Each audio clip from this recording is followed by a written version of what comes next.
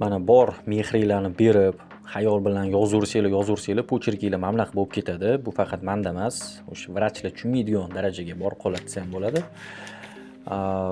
Birinchi o'rinda mana boshqacha usuli negativlarni yozib chiqinglar.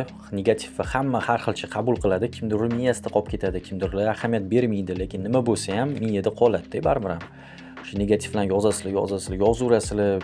Kimdir misol uchun 1 soatda chiqarib tashlashi mumkin. Qaysi ma'noda? Xayolda hech narsa qolmaydi, o'sha negativ yoza olmaysizlar. Kimdir yozaveradi, har kuni yozish kerak. Mana shu 1 hafta bo'ladimi, 3-4 kun bo'ladimi?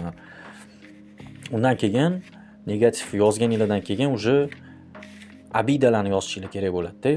Masalan, kimdan ranjigansizlar, kimdan xafa bo'lgansizlar, bu обязательно kerak narsa, chunki mana shu abidalarni olib tashlamasanglar, yo'l ochilmaydi-da. Mana shu abida bor odamda o'zi nimadir o'xshamaydi. Mana shu qaysidir mavzuga tegishli bo'lsa. Men qanaqa qilyapman? Hozir misol uchun faqat pozitiv fikrlash kerak.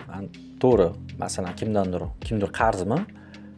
Olganingdan keyin berib qo'y, to'g'ri, qaytarib qo'y qarzini, lekin men shuni misol uchun постоянно o'ylayveraman. Qarzni qaytarish kerak, tam uxlolmayapman, xayolni u yoqqa uraman, bu yoqqa uraman. Bu yo'q, bu bo'lmaydi. Bunaqa ketishda вообще qiyin bo'ladi qarz qaytarish. Misol uchun, agar shu mavzuni oladigan bo'lsak.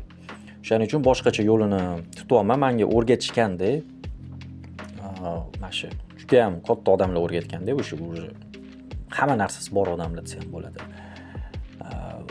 Ularni paslayt qilish kerak-da, tipi idini yo'q hech qanaqa qarz. Sen menga qarz emassan, men ham senga qarz emasman-da. Hech kim должен emas. Buni nimaga qilish kerak? Чтобы men bu narsalarni olib tashlashlik uchun bu degani qarzni bermaysizlar degani emas. Mana shu narsani kimdadir qanaqadir muammo bo'lsa, kimdir nimadir triggerit qilayotgan bo'lsa, любой mavzuda o'shani yozib chiqasizlar. Всё, pashol devorasizlar-da ish qilib. Men bitta o'zimman, hech kimga должен emas. Bo'ldi, shu narsani shu yerga yozishinglar kerak. Hammasini konkretno-da. Misol uchun men banklarni ham yozdim. Hamma narsani yozdim, hech kimga должен emasman, misol uchun mana shunaqa qilib turib. Ancha yengil tortganman-da. Hozir уже boshqa kuni video yozyapman, chunki men buni yozgandan keyin уже gapira olmay ham qolganman-da. Shunchalik odam ichidan nimadir chiqib ketgandek bo'ladi. Abida, negativlarni yozganinglardan keyin, undan keyin уже yozginglar ham kelmay qoladi, lekin iloji boricha yozish kerak. Благодарность, то есть rahmat aytish kerak-da. Misol uchun men bu ichda barmog'ing bormi, mana shuni qarab turib rahmat degan. Ko'zing bormi? Masalan, ko'chada quyoshni ko'ra olasan, o'tni ko'ra olasan, nafas ola olasan. Shunaqa odamlar bor.